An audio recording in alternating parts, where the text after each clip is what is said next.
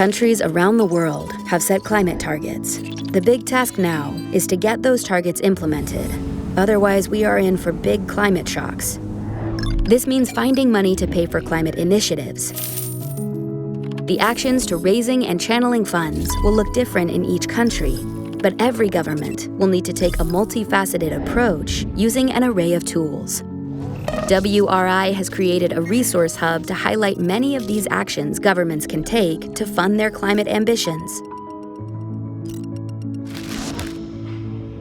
Financing gap is quite significant. There are many estimates of what the gap is, and there's been quite a bit of thinking over the last few years. The smallest estimate I've seen actually comes from the World Bank. It's about $1 trillion a year that the World Bank estimates needs to be invested in Global South only for the transition to take place. So the Resource Hub is a toolbox that is meant to enable people who want to know how to finance their climate goals. It enables them to look and see what tools are available to me to do so. It has videos, 15 different videos on different topics. And then on top of that, there are short papers, policy papers that explain in clear language what, again, these tools are.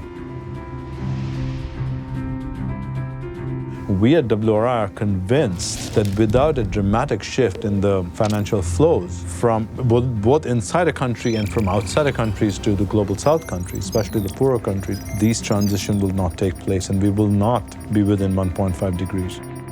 The videos cover a variety of the tools that are available to governments to get funding and to move funding where it needs to go. So that's everything from climate bonds, where the government essentially takes out a loan and uses that funding specifically for climate-related actions, to debt for climate swaps, where a country already has a loan and they get better terms or reduction in that loan if they take climate action.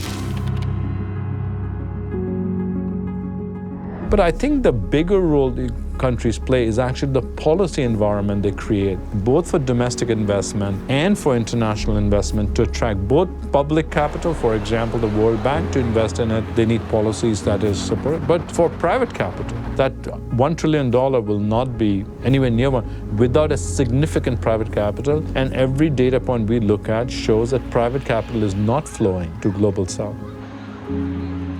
A lot of the challenge now is to figure out how do we use the tools that are available to finance ministries and other types of ministries in government to integrate climate into the decision making and to get funding to go, again, to the right directions. And this resource hub is really relevant to a variety of people, because on the one hand, we have people who work in the finance sector and who are in really important roles when it comes to need to finance our climate goals, but they have not dealt with climate change before. So they might know about bonds, but not necessarily climate bonds, and how do you integrate climate into your bond issuances. And on the other hand, we have climate people who know a ton about climate and not so much about finance. So for them, it's more an issue of saying, okay, we have climate, we know we need money. What are the tools available to move that money in the right direction? But at the same time, different countries will need different kind of help. So the resource hub has to be clever in providing a menu of services that is attractive to different countries, because every country needs to go through this transition, but at the same time, every country is in a different place.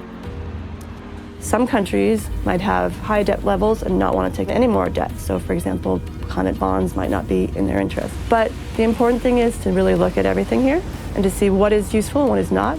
How can I tailor the different tools to what I need to do? And how can I do a suite of things? We find ourselves at an inflection point. What the world needs is not more ambition. Not only we need more ambition, the world needs is converting these ambitions to outcomes on the ground that's good for people, good for nature, good for climate. And without implementation on the ground and financing to do this implementation, we will not get to where we need to go.